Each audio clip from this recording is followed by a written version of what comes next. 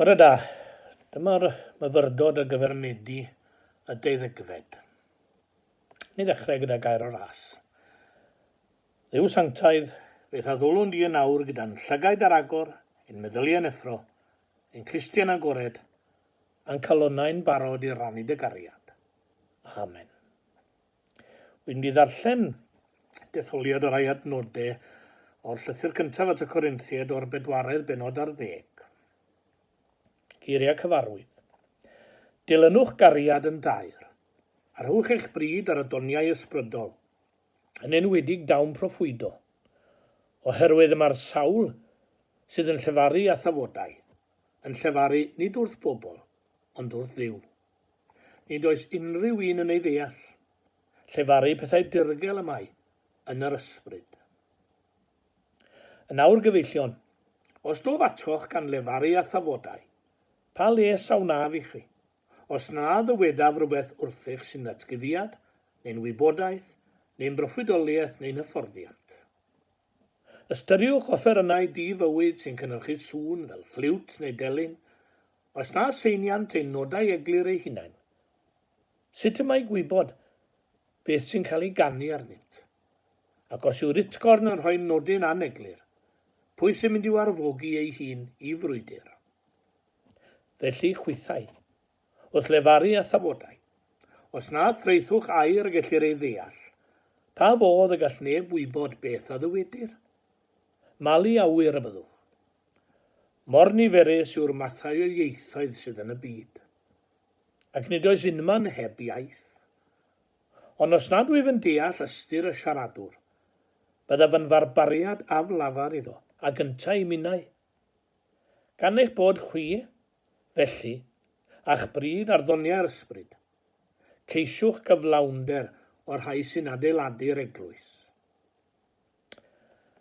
Wel, benithiad yr arglwydd yr adnodau yna, a mi awn ni nôl at y geiriau cyntaf yn y darlleniad. Yr adnod gyntaf ym Myfyrdod 4 ar 10 o'r llythyr cyntaf at yr Corinthiaid. Dilynwch gariad. Chi gymal pwysig, dilynwch gariad.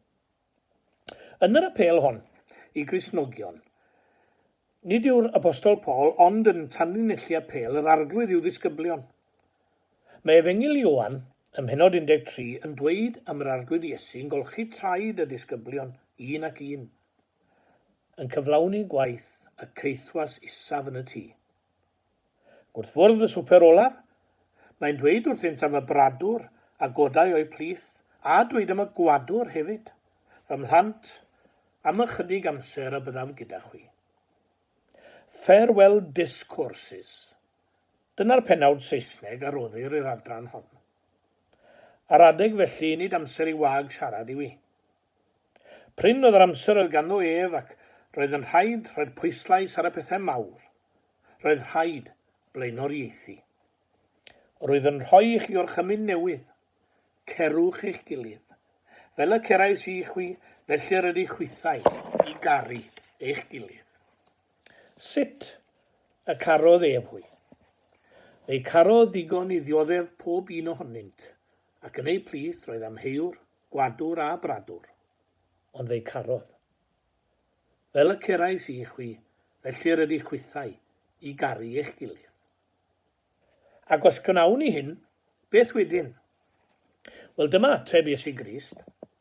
Os bydd gennych gariad tuag at eich gilydd, wrth hynny bydd pawb yn gwybod mai disgyblion i mi ydych. Dyna'r prawf ein bod yn ddisgyblion. Hyn sy'n profi'r byd ein bod yn Gristnogion. Dyma lle mae'r farn yn dod i gwrdd â ni. Os bydd gennych gariad. Os bydd gennych gariad. Os methwn y prawf hwn, a'i popeth arall yn mynd yn ofer.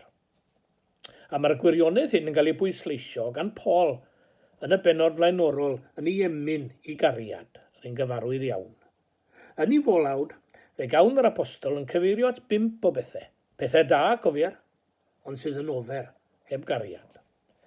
Llefaru a thafodau dynion ac angylion, proffwydoliaeth a gwybod y dirgelion oll, ffordd i symud mynyddoedd, porthu'r clodion, a perhoddwn fy nghorff i'm llosgi. Hynny yw, dawn i lefaru, gwybodaeth, ffydd i symud mynyddoedd, porthu'r clodion a hunan aberth. Pob un yn dda, yn ardderchog, ond mae'n ti gyd yn ofer heb gariad. Cofiwch mai siarad â groegwyr y mae Paul, a gadewch i ni graffu'n fwy manwl ar ei eiriau.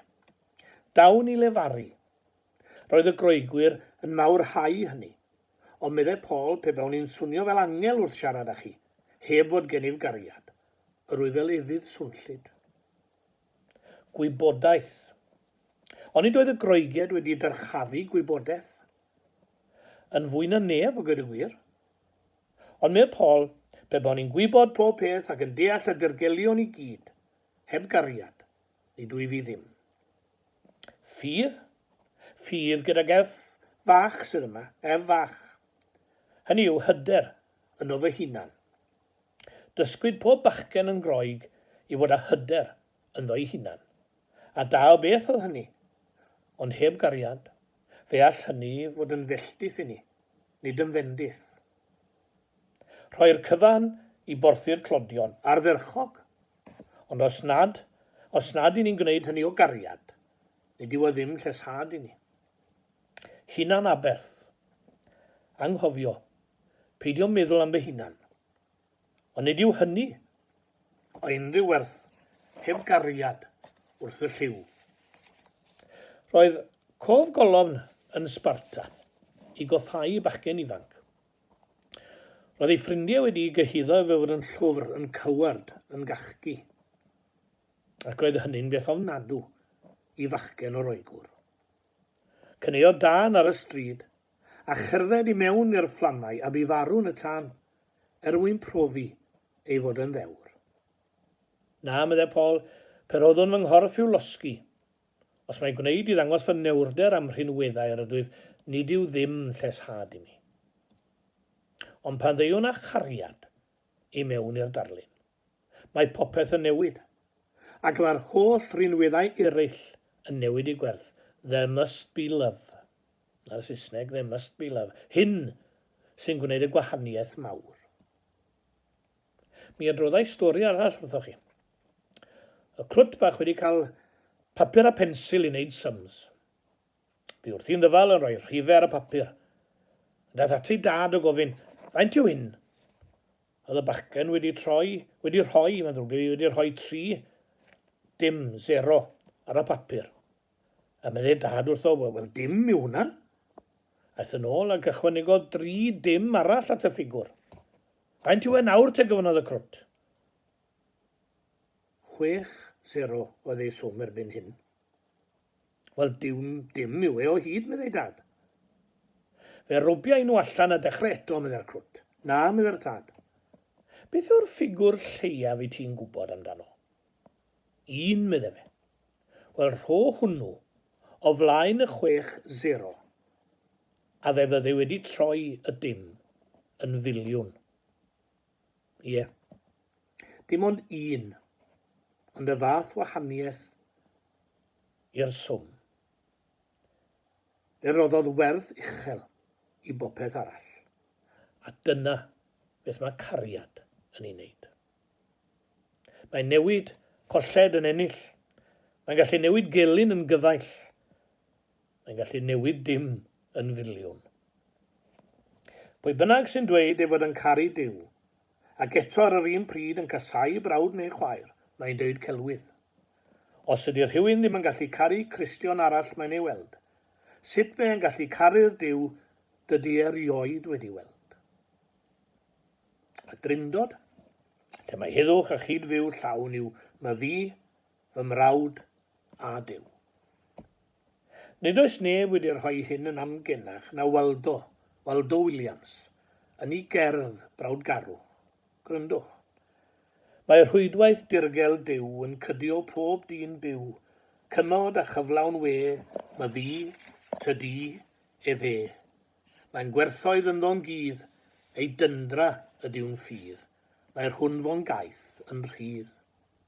Mae'r hen frawdgarwch syml tu hwnt i ffurfiau'r deml, a'r lefiad heibio i'r fan, plyg y Samaritan, mae fi, tydi ynghyd, holl raniadau'r byd, e fe'n cyfannu I fyd. Mae cariad yn dref tad, tu hwnt I ryddid gwlad. Cymerth yr Iesu ran yng ngwledd y publican. Mae concwest wych na sgwel y phariseaidd sel, henffych y dydd y del. Mae teyrnas gref a'r haith yw cydymdeimlad y maith, cymod a chyflawn we, my fi tydi e fe, a'i cyfyd uwch y cnawd, pa werth na thri yn wawd, pan laddo dyn ei frawd. A lladd ei frawd, a wna dyn bob tro, ond I bai ei fod wedi ei ddal gan gariad. A chofier, cyn y gallwn garu ein gilydd fel y dylem, rhaid I ni gael ein dal gan gariad Crist. Yn hyn mae cariad. Nid am I ni garu Duw, ond am iddo ef ein caru ni, ac anfon ei fab I fod yn fyddion ein puredigaeth, oddi wrth ein pechodau. Mae'r berniadu a'r barnu nawn ni ar yn gilydd yn drychineb mawr, wir yn bechadurus. Nid na ni sydd I farnu, a diolch am hynny. Un barnwr sydd, pwy ti yr hwn sydd yn barnu eraill? Ond mae'r tueddiad yna mi wneud hyn, a thynnu rhyw gylch bach o'n gwneithuriad ni, a pob un a dwi'n gwneud ein credu fel fi mae tu allan i'r cylch. Canodd rhyw fardd Americanedd bennill oedd yn dweud, he drew a circle that shut me out. Bellach, fe gyfieithwyd hwn i'r Gymraeg, a dyma fe. Fe dynodd gylch i'm cadw I mas. Rebel, heretic yw feion gas. Ond aeth cariad am unau ati newn, fe wnaethom gylch i'w dynnu mewn. Dyna ddawn cariad. Dyna pam mae'n rhaid wrth cariad. Dyna pam mae'n rhaid I ni ddilyn cariad. Gweddiwn ar Dduw yn helpu ni, I wneud cylch digon mawr heddiw. Ef yw'r un sy'n gallu rhoi'r gallu ni garu, yn a thrwy ei fab, y daw grym cariad I ni. Yn ei bregaeth ar garu ein gelynion, ceir geiriau cofiadwy iawn gan Martin Luther King. Meddai fe fel hyn. Upheaval after upheaval has reminded us that modern man is travelling along a road called hate, in a journey that will bring us to destruction and damnation. Far from bringing the pious injection of a utopian dreamer, the command to love is an absolute necessity for our survival. Love is the key solution to the problems of our world. When Jesus said love one another, he meant every word of it. A Martin Luther King wedi marw ers dros hanner can mlynedd. Ond mae hiliaeth a chasineb yn fyw ac yn iach, yn enwedig yn yr ynysoedd yma yn y blynyddoedd diweddar. Gwrandewch ar eiriau Iago Trichrig. O na byddai cariad Iesu, megis fflam angerddol gref, yn fy nghalon i'w chynhesu fel y carwn unau ef. O na chawn I brofi nerthol weithrediadau'r ysbryd glân, fel y gallwn yn wastadol yn lle cwyno, seinio can. Os yw 60 mlynedd ar y ddeiar mae wedi dysgu rhywbeth I mi, a wedi dysgu gwirionedd yn testun ni. Dilynwch gariad. Put love first. There must be love. Dyna'r geiriau yn yr iaith fain. Iesu, ti yw grym y cariad. Ti sy'n rhoi dy ysbryd I'm. Yno ty'n perffeithi'r beinydd heb o ti nid wyf yn ddim. Tyred ataf, gafael ynof, lladd fy hunanoldeb I, fel y byddwy fyth yn ffyddlon, I thanfeidrol, gariad di. Stanewch chi ddim arall wythnos yma. Dilynwch gariad. Mwyn ei enw. Amen. Gawn ni derfynu gyda gair o weddi te. Ata ti o arglwydd ein Duw a'n tad, ragos sawn yn awr mewn gweddi. Beth gydnabyddwn ac beth glodforwn, am ein creu a'n cynnal, ac am dy gariad anfeidrol tuag atom yn dy fab Iesu Grist ein harglwydd.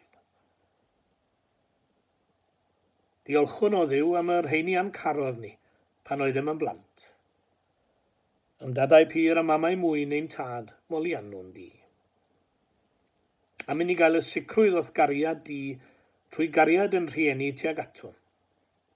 Am iddynt barhau yn caru a'n canmol ein hanhelyngdod yn aml. Am i ni dderbyn eu cariad hwy, a hynny hyd at aberth yn fynych. O dad, derbyn ein diolch. A ni'n diolch i ti o Dduw am ein breintiau yn bendithion. Dim nhw'n gofio'r sawl sydd yn byw mewn arswyd ac ofn yn y byd. Y sawl sy'n byw mewn chwerewdwyr a chasineb. Ac wedi hamddifadu o gariad a charedigrwydd yn ei bywyd. Clyw ein cryd irion dad dros y trieiniaid hyn i gyd. Wrth i ni o Dduw ofyn am dy bardwn am ein ffeileddau. Deisafwn yr un pryd i ti'n cynorthwyo ni i wneud popeth yn ein gallu i sefydlu cariad a chymod, dealltwriaeth a doethineb rhwng pobloedd a chenhedloedd byd. O nefol dad y gariad di sydd wedi dysgu'n cariad ni, gwrando'n drigarog ar ein cri, mwyn yr oen. Amen.